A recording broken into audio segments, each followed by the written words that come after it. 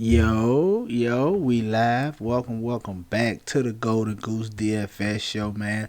I am your host, Chandler Blakely, aka Goose, here today bringing you another edition of my starting five for Draftkings and Fanduel, alright?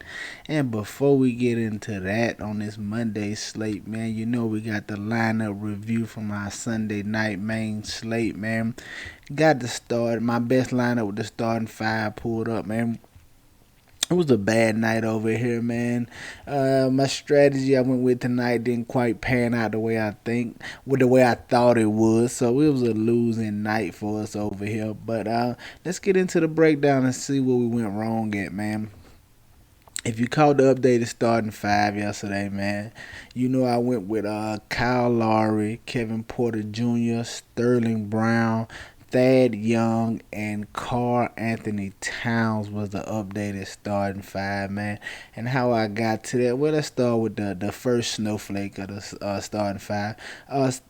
Sterling Brown right here, man. I thought he was a nice value play and a nice pivot away from Kenyon Martin Jr. Man, as a lot of the public was going to Kenyon Martin Jr. He saw his price rise up, so I thought Sterling Brown was a nice pivot from him I thought they projected very similar, and I felt more secure with Brown's minutes, as I knew he should see 30 plus minutes in his matchup against the Celtics.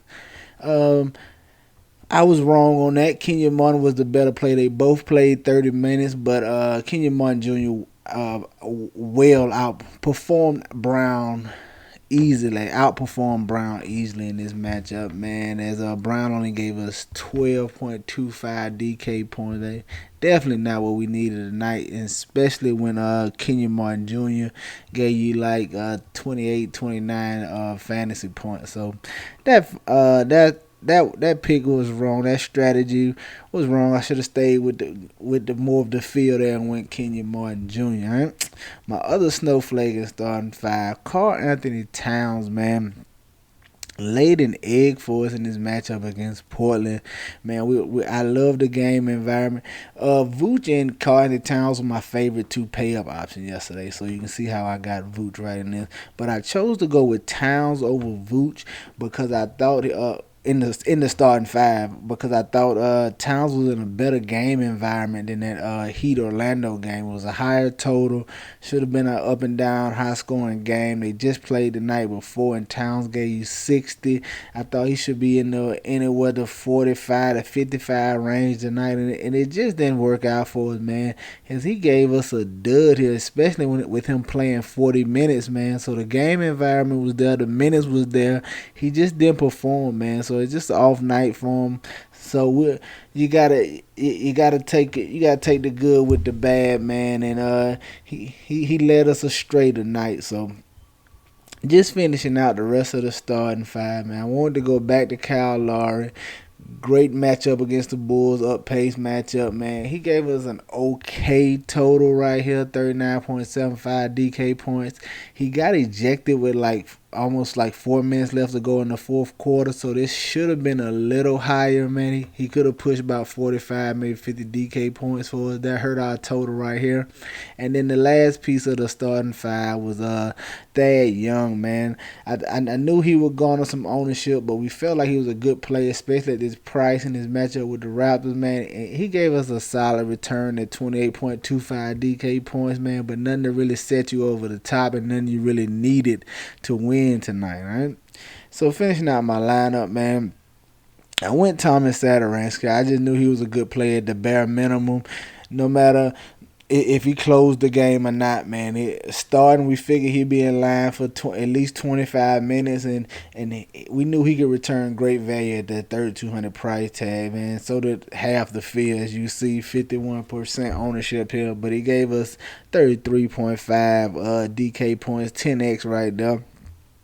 And then closing out the rest of my lineup, man. Like I told y'all, I had my eye on Vooch and Towns. I decided to cram both of them in this lineup right here. Vooch was a spectacular play for us. One of the best plays on the slate yesterday, especially 11% ownership. Gave us 64.5 DK points, man. Gotta love it. He should have been in the starting five, but hey, That's how it goes, man. And then rounding out, just try to get a little too cute here with Jake Layman for a little value play. We just had 3,600 left, man. Figured he'd be low on it and wanted to get another piece of that Portland, Minnesota game as one of the high total games on the slate. But there you have it, man. My best lineup with the updated starting five. So they gave us 246.75. Not nearly enough, as the cash line in the single entry night was like 282. So, hey, it's on to the next night, man. Let's see if we can get this money train rolling on this Monday. Let's take a look and see what I got for you all. But before we do that, man, please hit the subscribe button, hit the like button. It goes a long way and is greatly appreciated, man. All right, thank y'all for all your views, all right?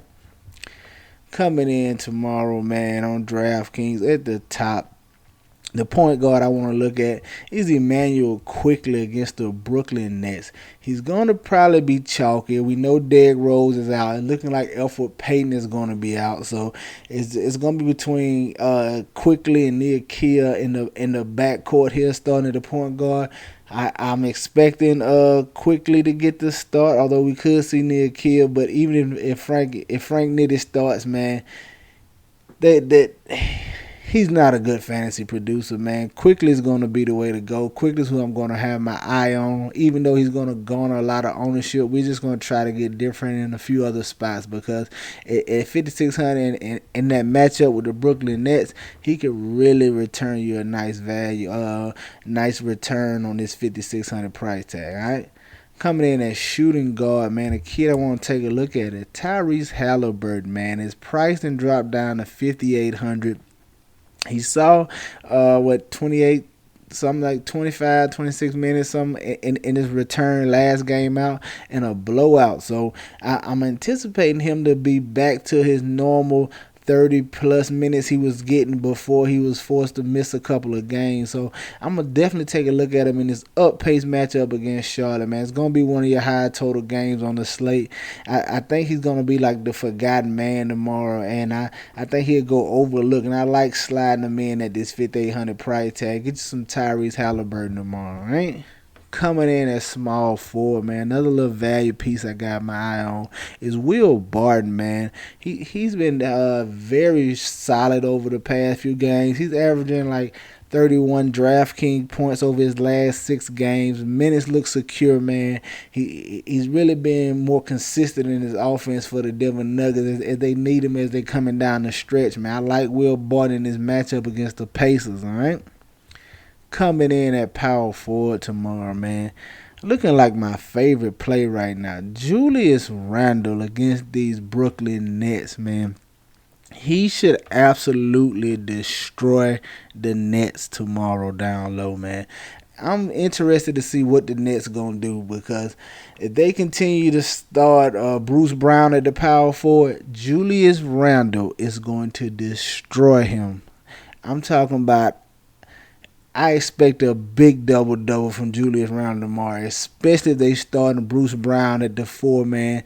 I doubt it. They probably go with Jeff Green at the 4 if I had to guess. So Jeff Green may be a little value play tomorrow out there as well, because I don't think they start Bruce Brown and let him check Julius Randle on the block. So the Nets probably start Jeff Green tomorrow at the 4. But either way, it doesn't matter. Jeff Green's not big enough.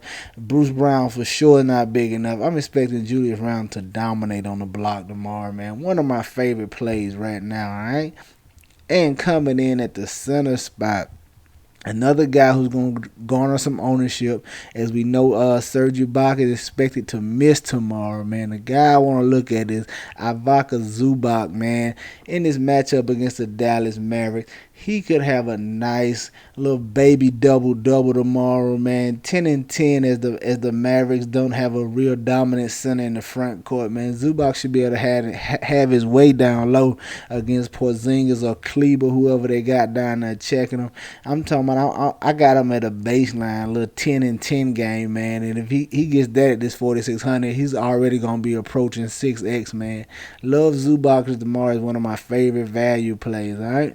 There you have it, man. The starting five for DraftKings tomorrow. Emmanuel Quickly, Tyrese Halliburton, Will Barton, Julius Randle, and Ivica Zubac, man. Get you some exposure to these guys. Get them in your player pool. You know I'm going to have plenty of it, man. All right?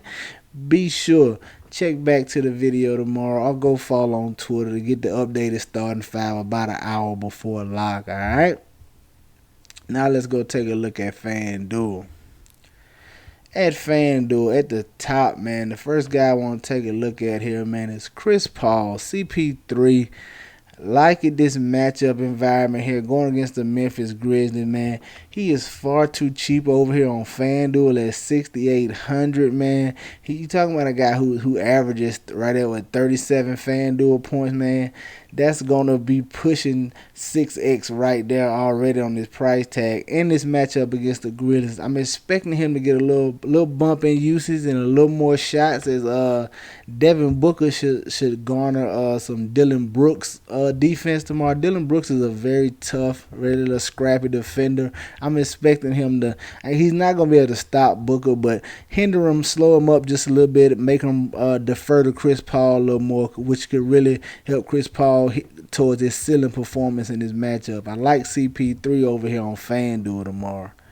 Coming in at shooting guard, staying with Emmanuel Quickly, man. 4,600. I think he's going to be far too cheap, especially getting the start. He's far too cheap even if he come off the bench, man. I'm expecting him to approach 30 minutes tomorrow in this matchup. And at 4,600, man, you probably going to need him on FanDuel. I know he's going to be super popular on FanDuel tomorrow.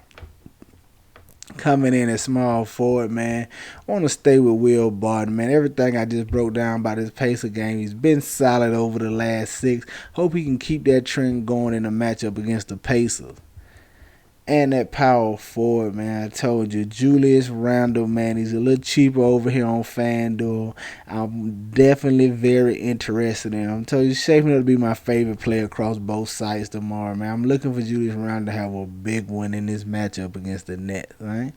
And coming in at center, man, staying with Zubac, taking the discount, man, 4,400 over on FanDuel. I got to play him in this matchup, no matter the ownership, because I know he can crush this price tag on FanDuel.